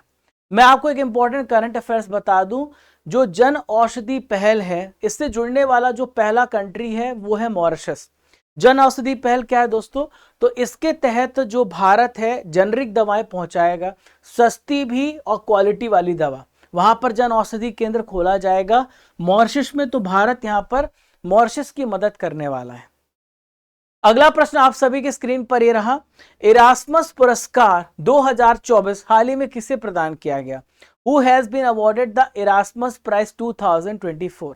तो देखिए इरास्मस पुरस्कार से अमिताभ घोष को यहां पर सम्मानित किया गया है। कहां पर किसे सम्मानित किया गया? अमिताभ घोष इसका राइट आंसर हो जाएगा। तो देखिए यहां पर आप अमिताभ घोष को देख पा रहे हैं। तो अकल्पनीय की कल्पना, तो दोस्तों इनकी कृति है और इसके लिए इन्हें यहां सम्मानित किया गया है इरास्मस पुरस्कार। देखिए अमिताभ घोष जी का संबंध पश्चिम बंगाल से है। इनका जन्म कोलकाता में हुआ है। दोस्तों ज्ञानपीठ पुरस्कार प्राप्त करने वाले जो अंग्रेजी के पहले लेखक हैं वो अमिताभ घोष जी हैं और 2018 में 54 नंबर का ज्ञानपीठ पुरस्कार इन्हें दिया गया था। इरास्मस पुरस्कार की शुरुआत 1958 में हुई है और प्रेमियम इसका पूरा नाम है प्रेमियम इरासिमियानम फाउंडेशन, इसके द्वारा इरास्मस प्राइज दिया जाता है। यह फाउंडेशन आपको नीदरलैंड में देखने को मिलेगी। दोस्तों यहां पे हम बात करें इरास्मस पुरस्कार की, तो ये पुरस्कार जो है उन व्यक्तियों को दिया जाता है जो यूरोप या फिर उसके बाहर सामाजिक विज्ञान या कला के क्षेत्र में काम करते हैं। अगला क्वेश्चन आप सभी के स्क्रीन पर ये रहा, दुनिया का पहला artificial intelligence software engineer Devin किस कंपनी ने लॉन्च किया है? World first AI software engineer Devin has been launched by which of the following company? तो दोस्तों यहां पर आपको याद रखना इसका नाम है कॉग्निशन। कॉग्निशन ने यहां पर दुनिया का पहला AI software engineer Devin launch किया है। दोस्तों डेविन इतना ज्यादा शक्तिशाली है कि ये आपका चंद कुछ ही समय में एंड टू एंड एप्लीकेशन बना सकता है। यहां पर इंसानों की जरूरत नहीं है। तो एआई लोगों की जॉब खा लेगा, ये बात कही गई थी, अब धीरे धीरे बात समझ में आ भी रही है। ठीक है। तो ये एआई सॉफ्टवेयर इंजीनियर है, दुनिया का पूरी तरीके से पहला एआई सॉफ्टवेयर इंजीनियर है जो बहुत सारे इंजीनियरिंग कार्यों की योजना बना सकता है। हाल ही में संकलन एप्लीकेशन को किसने लॉन्च किया है? Who has recently launch this संकलन एप्लीकेशन? तो संकलन एप्लीकेशन को भारत के जो गृह मंत्री हैं, भारत के जो सहकारिता मंत्रालय संभाल रहे हैं, अमित शाह जी ने लॉन्च किया है संकलन ऐप को। और दोस्तों ये एक प्रकार से डिजिटल आपराधिक मामला प्रबंधन प्रणाली है। तो दोस्तों यहां पर पुराने और नए कानून दोनों की जानकारी आपको इस सीसीएमएस में मिल जाएगी। तो जितने भी पुराने और आपराधिक कानून हैं उसके बीच में एक ब्रिज की तरह काम करेगा। आप नेविगेट कर सकते हैं इस पोर्टल एप्लीकेशन के माध्यम से। भारत ने किसके साथ मुक्त व्यापार और आर्थिक भागीदारी समझौते पर हाल ही में हस्ताक्षर किया है? तो फ्रेंड्स भारत ने यहां पर यूरोपीय मुक्त व्यापार संघ के साथ, जिसे हम बोलते हैं यूरोपियन फ्री ट्रेड एसोसिएशन, तो यहां पर यूरोपीय मुक्त व्यापार संघ के साथ भारत ने हस्ताक्षर किए हैं और ये हस्ताक्षर न्यू दिल्ली में हुए। इस हस्ताक्षर के तहत क्या होगा वो आपसे पूछा जाएगा। तो यहां पर यूरोपीय मुक्त व्यापार संघ के जो देश हैं ये भारत में इन्वेस्ट कर सकते हैं, 100 अरब डॉलर का निवेश करेंगे। दोस्तों यहां पर मैं आपको बता दूं यूरोपीय मुक्त व्यापार संघ में कौन कौन से देश शामिल हैं। आइसलैंड है, लिechtenstein है, नॉर्वे है, स्विट्जरलैंड इसमें शामिल है। जो यूरोपीय मुक्त व्यापार संगठन है 1960 में एस्टेब्लिश किया गया था, जिसका हेडक्वार्टर आपको जेनेवा स्विट्जरलैंड में देखने को मिलेगा। ठीक है, अगला प्रश्न आप सभी की स्क्रीन पर ही रहा। समुद्री सुरक्षा बेल्ट 2024 का जो अभ्यास है, हाल ही में कौन सा देश इसमें शामिल हुआ है, कौन सा देश इसमें हो जिसने इस एक्सरसाइज को पार्टिसिपेट किया है? तो देखिए यहां पर रशिया, ईरान और चाइना, ये 3 देशों ने मिलकर के समुद्री सुरक्षा बेल्ट 2024 का अभ्यास किया है, जो कि नौसैनिक जहाज अभ्यास है। दोस्तों जो समुद्री लुटेरे हैं उनके द्वारा जो पकड़े गए जहाज हैं उनको छुड़ाने के लिए अभ्यास किया जा रहा है। आपने अभी हाल ही में यमन में आपने देखा था, यमन के बहुत सारे जो लुटेरे हैं वो क्या करते थे, वहां पर जाकर के दूसरे देशों का जहाज लूटने का काम करते थे। तो दोस्तों उनके खिलाफ ये अभ्यास किया गया है अरब सागर की ओमान की खाड़ी में। ठीक है, ओमान की खाड़ी आपको कहां पर देखने को मिलेगी? ये आप ओमान देश देख पा रहे हैं, इसके ठीक बगल में आपको गल्फ ऑफ ओमान देखने को मिलेगा। ठीक है, चलिए अगला प्रश्न देखते हैं।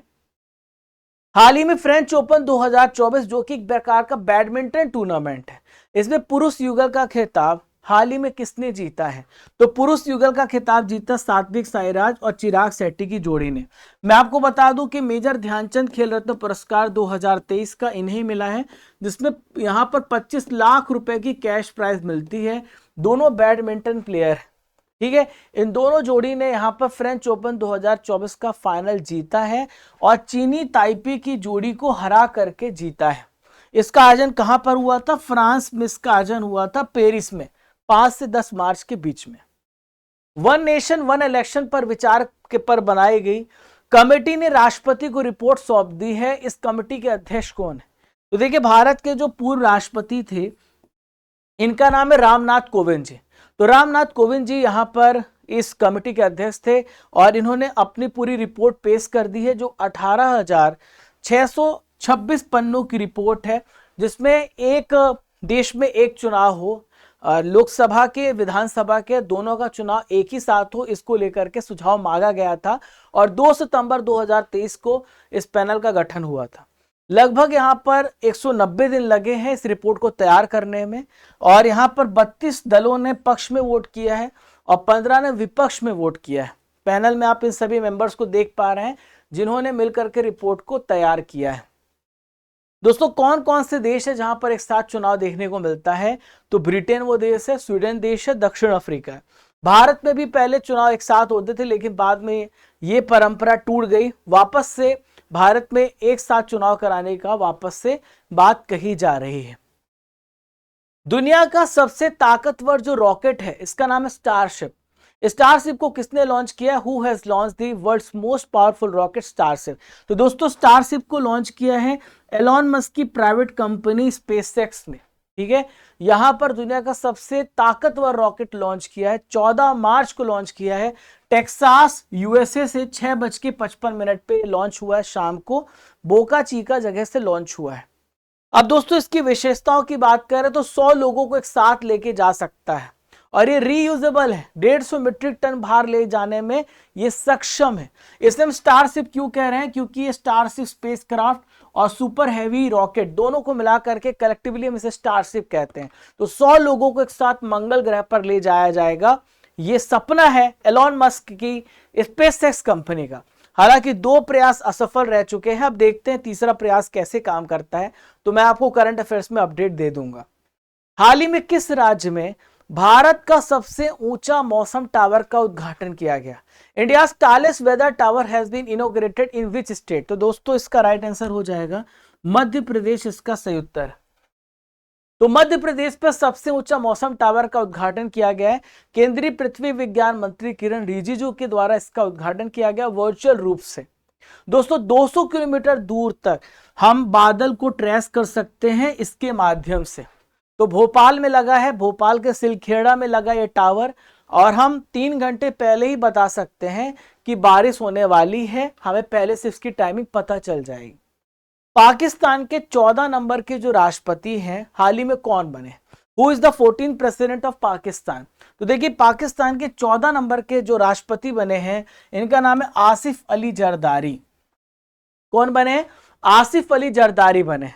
तो पाकिस्तान के 14 नंबर के राष्ट्रपति अभी घोषित हो गए। इन्होंने हराया है इमरान खान के कैंडिडेट महमूद खान अचकजाई को, हराया 230 वोटों से। एयरपोर्ट काउंसिल इंटरनेशनल के सर्विस क्वालिटी अवार्ड में एशिया प्रशांत क्षेत्र में सबसे बेस्ट हवाई अड्डा कौन सा बना है?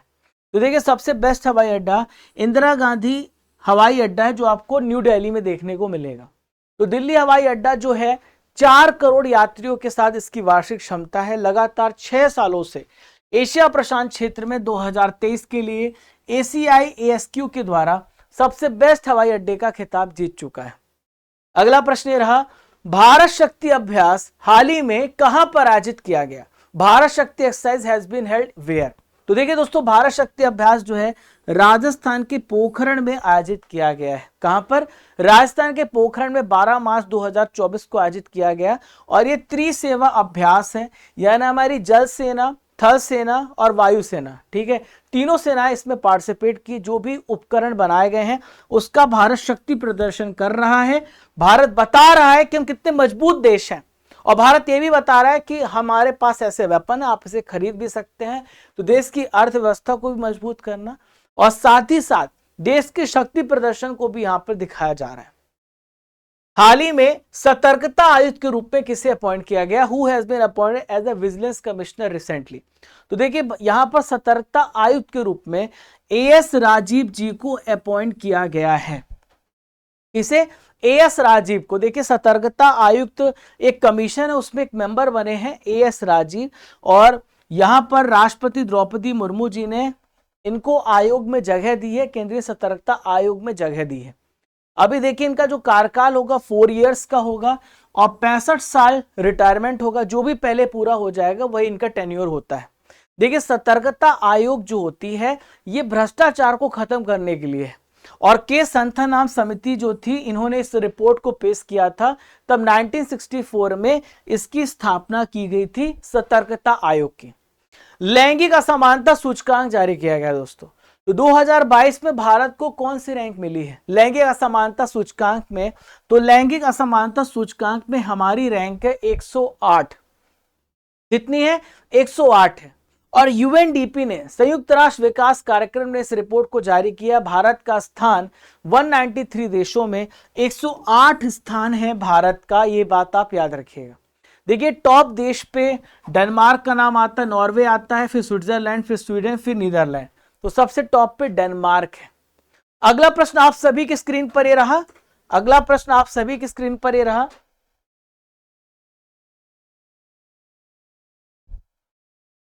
ठीक है, नेक्स्ट आई देखते हैं। मुख्यमंत्री महिला सम्मान योजना हाल ही में किस राज्य केंद्र शासित प्रदेश में शुरू की गई है? विच स्टेट यूनियन टेरिटरी मुख्यमंत्री Mahila Samman Yojana has been launched in the union territory? देखिए महिला सम्मान योजना लाडली बहना योजना की तरह दिल्ली में लॉन्च की गई है। कहां पर? दिल्ली में लॉन्च की गई है। और ये 2024-25 का जब बजट पेश किया जा रहा था दिल्ली का, तब इसे यहाँ पे लॉन्च किया गया था। तो 18 साल से आयु की जो भी लड़कियां हैं, जो भी महिलाएं हैं, उनको हर महीने 1,000 रुपए हर महीने दिया जाएगा। और यहाँ पर जो आप देख पा रहे हैं, यहाँ पर जो वित्त मंत्री हैं आतिशा मारलेना, उन्होंने इस बजट को पेश किया। 76,000 करोड़ का बजट पेश किया है। बी साई प्रणीत का संबंध किस खेल से था जिन्होंने रिटायरमेंट की घोषणा की है? B Sai Praneeth was related to which sport who has announced its retirement? तो देखिए, बी साई प्रणीत का संबंध बैडमिंटन से था, जिन्होंने हाल ही में रिटायरमेंट की घोषणा की है। ठीक है, आप मेरे पीछे देख पा रहे हैं, भारतीय शटलर हैं। 24 साल के लंबे करियर में इन्होंने विश्व चैंपियनशिप में 2019 में भारत को कांस्य पदक दिलाया है। हाल ही में किस राज्य ने ग्रीन हाइड्रोजन नीति को मंजूरी दी है? आप सभी के सामने अगला प्रश्न आपकी स्क्रीन पर ये रहा, which state has recently approved the green hydrogen policy? तो ग्रीन हाइड्रोजन पॉलिसी को उत्तर प्रदेश राज्य ने घोषित किया है, यूपी राज्य ने घोषित किया है। तो देखिए, इसके तहत 800 मेगावाट की 2 यूनिट एस्टेब्लिश की जाएंगी, जो सोनभद्र जिला है वहां पर अनपरा में इसकी स्थापना होगी। एनटीपीसी के सहयोग के साथ ये यूनिट जो है डेवलप किया जाएगा, स्थापित किया जाएगा। इसकी कॉस्ट है 8,624 करोड़ रुपए।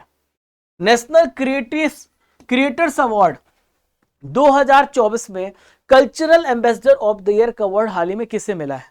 तो देखिए, यहां पर मैथिली ठाकुर को यहां पर अवार्ड दिया गया है। नेशनल क्रिएटर्स अवार्ड में cultural ambassador of the year का अवार्ड दिया गया है। यह अवार्ड प्रधानमंत्री मोदी जी के द्वारा वितरित किए गए हैं, क्रिएटिविटी को सम्मान देने के लिए, युवाओं को प्रमोट करने के लिए। 20 कैटेगरीज में अवार्ड दिए गए हैं। मैं आपको केवल इंपॉर्टेंट कैटेगरीज बताऊंगा, सब मैं आपको नहीं बताऊंगा, जो इंपॉर्टेंट है। तो यहां पर अमन गुप्ता को देख पा रहे हैं, अमन गुप्ता को अवार्ड दिया जा रहा है।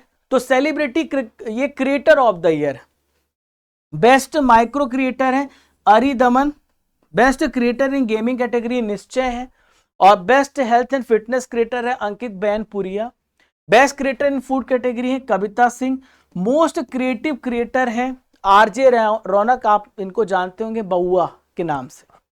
महाराष्ट्र भूषण पुरस्कार 2024 से हाल ही में किसे सम्मानित किया गया? Who has been awarded the Maharashtra Bhushan award? तो देखिए, महाराष्ट्र भूषण अवार्ड से डॉक्टर प्रदीप महाजन को सम्मानित किया गया है। डॉक्टर प्रदीप महाजन को ये चिकित्सा के क्षेत्र में यानी मेडिसिन के क्षेत्र में अवार्ड दिया गया है। इसके अलावा एक और व्यक्ति को महाराष्ट्र भूषण पुरस्कार दिया गया है। आप यहाँ पे अशोक सराफ को देख पा रहे हैं, अभिनेता है ये, इनको भी सम्मानित किया गया है। महाराष्ट्र भूषण पुरस्कार महाराष्ट्र के द्वारा दिया जाने वाला सबसे बड़ा पुरस्कार है। 1996 से स्टार्ट हुआ, 25 लाख रुपए की कैश प्राइज मिलती है। भारत का पहला सरकार समर्थित ओटीटी प्लेटफॉर्म हाल ही में किस राज्य में लॉन्च किया गया है? तो देखिए, भारत सरकार के द्वारा यहां पर भारत का पहला, भारत सरकार ने केरला सरकार के द्वारा ओटीटी प्लेटफॉर्म लॉन्च किया गया है, केरल राज्य के द्वारा लॉन्च किया गया। देखिए, ओटीटी का मतलब होता है ओवर द टॉप। मैं आपको सिंपल भाषा में समझाता हूं कि ओटीटी होता क्या है। आमतौर पर जो प्रचलन होता था, पहले आप डिश टीवी, डीटीएच, इन सब को रिचार्ज कराते थे या आपको केबल कनेक्शन मिलता था। लेकिन अब आपको इंटरनेट के डायरेक्ट माध्यम से बहुत सारी मूवीज देखने को मिलती हैं, बहुत सारी वेब सीरीज देखने को मिलती हैं। इसे कहते हैं ओटीटी प्लेटफॉर्म। जो इंटरनेट के माध्यम से चलता है उसे ओटीटी बोलते हैं। ठीक है, तो दोस्तों, यहाँ पर जो सी स्पेस का प्रबंधन है वो केरल राज्य फिल्म विकास निगम के द्वारा किया जा रहा है। तो पहला राज्य जो है वो है केरल। ठीक है, चलिए, तो प्रथम राज्यों के बारे में बात कर लेते हैं। तो स्वतंत्रता के बाद यूसीसी को एक्सेप्ट करने वाला पहला राज्य है उत्तराखंड। जाति जनगणना करने वाला पहला राज्य बिहार है। दूसरा राज्य आंध्र प्रदेश है। तीसरा राज्य तेलंगाना हो सकता है, उसने स्टार्ट कर दिया है। जाति जनगणना शुरू करने वाला दूसरा राज्य आंध्र प्रदेश है। 100% इलेक्ट्रिक बाइक टैक्सी की शुरुआत करने वाला पहला राज्य असम है। ब्रजेश मेहरोत्रा हाल ही में किस राज्य के मुख्य सचिव बनाए गए हैं? तो फ्रेंड्स, ब्रजेश मेहरोत्रा की हम बात करें तो बिहार राज्य में ये सचिव बनाए गए। कहां पर बनाए गए? बिहार राज्य में सचिव बनाए गए हैं, और ये आमिर सुबहानी की जगह लेंगे।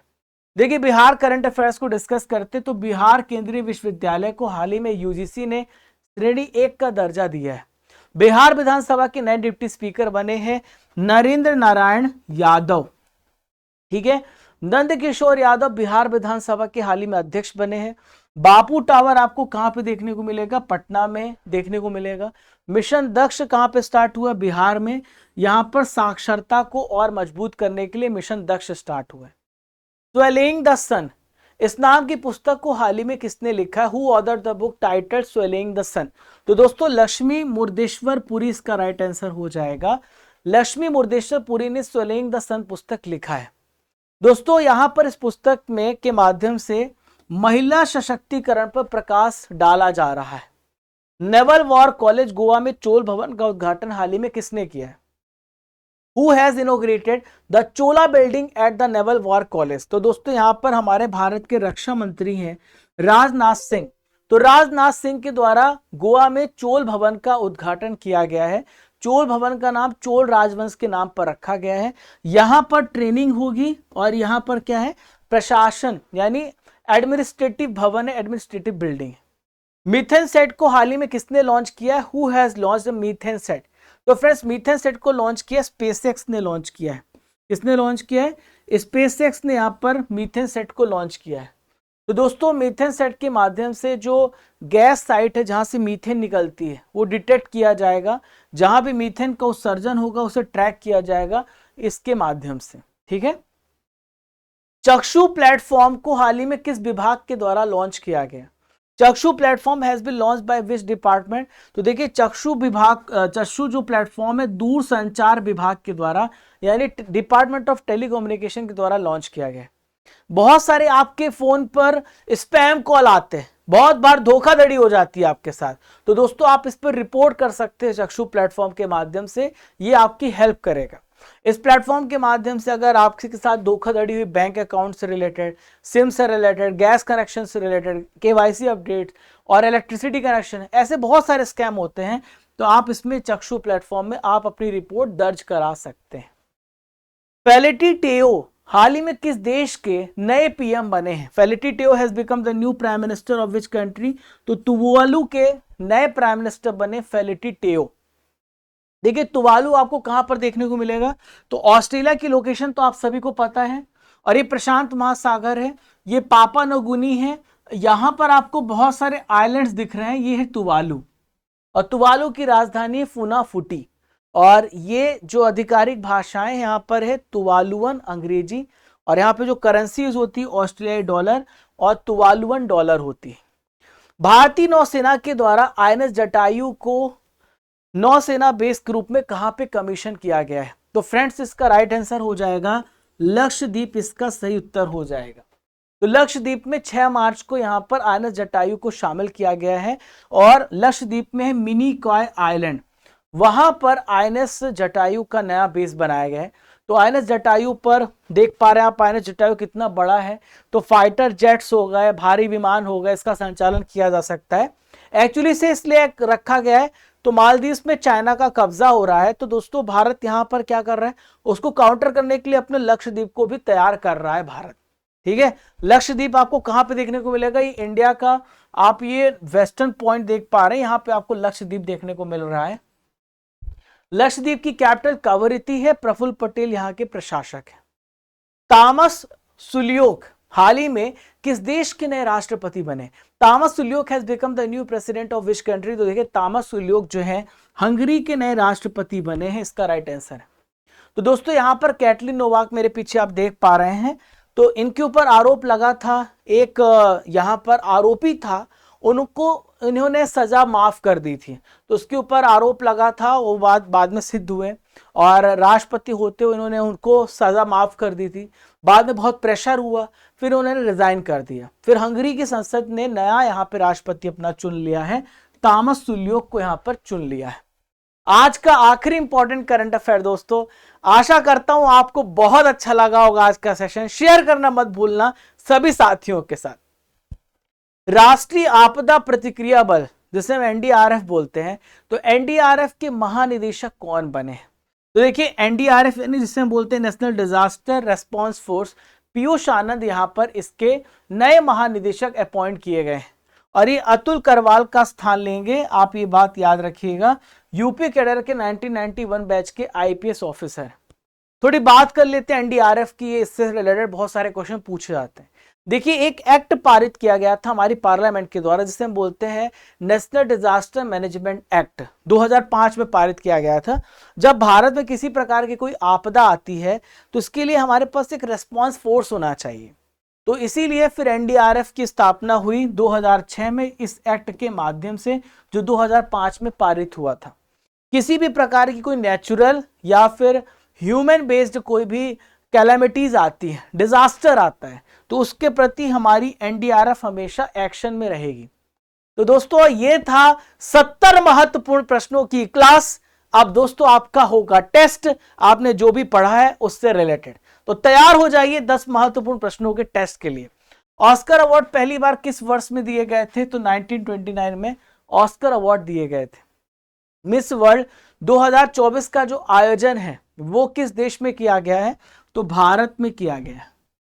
रीता फारिया किस वर्ष मिस वर्ल्ड बनी? तो रीता फारिया मिस वर्ल्ड बनी थी 1966 में, भारत की पहली मिस वर्ल्ड थी। संतोष ट्रॉफी का संबंध किस खेल से है? तो फुटबॉल से इसका संबंध है। महिला प्रीमियर लीग का पहला संस्करण कब हुआ था? तो विमेंस प्रीमियर लीग पिछले साल हुआ था पहली बार। नाटो की स्थापना किस वर्ष हुई थी? 1949 में नाटो की स्थापना हुई थी। वर्तमान में मुख्य सूचना आयुक्त कौन है? राजीव कुमार हैं। बंडारू दत्तात्रेय किस राज्य के गवर्नर हैं? तो दोस्तों हरियाणा के बंडारू दत्तात्रेय हरियाणा के यहां पर गवर्नर है, आप याद रखिएगा। सरस्वती सम्मान के अंतर्गत कितनी राशि प्रदान की जाती है? तो 15 लाख रुपए यहां पे कैश प्राइज मिलता है। शेरिंग टोब्गे किस देश के प्रधानमंत्री हैं? तो दोस्तों भूटान के प्रधानमंत्री शेरिंग टोब्गे हैं। 10 प्रश्नों में आपने कितना सही किया कमेंट बॉक्स पे बताइएगा। एक सवाल का उत्तर भी देते जाइए। ऑस्कर अवार्ड 2024 में सबसे बेस्ट फिल्म का अवार्ड किसे मिला? आपको इसका आंसर कमेंट बॉक्स पे देना है। आप यहां पर देख पा रहे हैं ये तस्वीर किसकी है? आपको आंसर लिखना है। किस देश से बिलोंग करती हैं? आपको ये भी बताना है। दोस्तों जीव विज्ञान का जो बैच है 1 अप्रैल से स्टार्ट हो रहा है, साइंस का एक महत्वपूर्ण बैच है, आप इसे ज्वाइन करना मत भूलना। Live recorded classes, topic wise class note, topic wise test, Hindi English दोनों मीडियम में क्लास, वैलिडिटी 2 साल और previous year session, previous year question वो भी लगाएंगे। बहुत ही शानदार क्लास होने वाली है, ज्वाइन कीजिएगा। 1 अप्रैल से आपकी क्लास स्टार्ट हो जाएगी, डेमो भी आपको मिल जाएगा और आप जानते हैं मैं कैसे पढ़ाता हूं। दोस्तों भारत का भूगोल का जो बैच है राजेश सर लगातार बहुत अच्छे एफर्ट्स के साथ पढ़ा रहे हैं। डेली टाइमिंग 11 बजे है, एप्लीकेशन पर ये क्लास चल रही है। और आयास सर 10 बजे आपको एक क्लास देते हैं, बहुत ही शानदार मैथ्स पढ़ा रहे हैं। एक बार जरूर आप मैथ्स पढ़िएगा। भारत के सभी एग्जाम्स के लिए आयास सर मैथ्स पढ़ाते हैं। जितनी भी ई बुक्स हैं संविधान की और साइंस की, हिस्ट्री की, सब कुछ हमारे एप्लीकेशन पर आपको उपलब्ध कराई गई है। देखिए मैंने साइंस की, जीव विज्ञान, रसायन विज्ञान, भौतिकी तीनों की कंबाइंड ई बुक लॉन्च की थ्योरी प्लस एमसीक्यू के साथ। इसे आप डाउनलोड कर लीजिएगा एप्लीकेशन के माध्यम से। स्टडी कर को डाउनलोड करना है, प्ले स्टोर पर मिलेगा। इसका लिंक आपको डिस्क्रिप्शन बॉक्स, कमेंट बॉक्स पे भी दिया गया है। जैसे डाउनलोड करेंगे तो टॉपिक वाइज सेशन पे जब आप जाएंगे, यहां पर एक सेक्शन लिखा है जीके जीएस ऑल सब्जेक्ट ई बुक, यहां पे क्लिक करिएगा। मंथली करंट अफेयर्स आप डाउनलोड करिएगा। इस क्लास की टॉपिक वाइज करंट अफेयर यहां पे आप डाउनलोड करिएगा। और 240 प्रश्नों की जो आपको बता दूं, ये भी आपको यहीं पे टॉपिक वाइज पर मिल जाएगी। 240 प्रश्नों का भी बहुत सारे बच्चे कह रहे थे, तो उसकी पीडीएफ भी आपको यहीं पर अवेलेबल हो जाएगी। दोस्तों राजा गुप्ता करंट अफेयर्स हमारा टेलीग्राम चैनल है, आप इस पे ज्वाइन कर लीजिएगा for important news updates and notification. Channel पर पहली बार आ रहे, don't forget to subscribe, like, share and comment. दोस्तों राजा गुप्ता _ऑफिशियल मेरा इंस्टाग्राम हैंडल है, आप मुझे डायरेक्ट यहां पर मैसेज कर सकते हो और कमेंट बॉक्स पे भी मैसेज कर सकते हो। दोस्तों चलने का समय हो गया है, इजाजत दीजिए, फिर मिलूंगा आपके साथ अगले महीने।